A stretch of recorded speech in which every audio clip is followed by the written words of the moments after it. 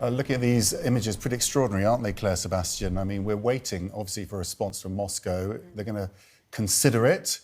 Are they going to feel threatened by this? Are they going to feel concerned about this? What would be your view about seeing Zelensky and Biden walking up the stairs at this? You know, this was just in the last few minutes, wasn't it?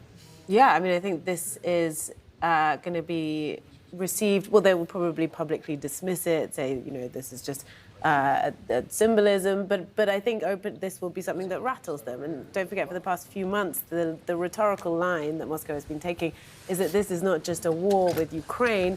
This is a war with the West and NATO, and in particular, the United States. Just last week, the foreign ministry spokeswoman accused Ukraine not of choosing its own targets, but of relying on the US to choose them for it, to agree them in advance with the US. They have been very clear that they think that is what is going on here. But we are going to see this week, just as President Biden is scheduled to arrive in Poland, we're going to see a big speech from President Putin to the Federal Assembly. It's likely that he will talk about his goals with the special military operation going forward. We're going to see him meet with the Chinese top diplomat in a sign to the world that Russia is not isolated by this conflict. So I think we will continue to see defiance from Moscow, even as exactly what they wanted to not happen, Ukraine moving closer to the West, appears to be here in sharp focus.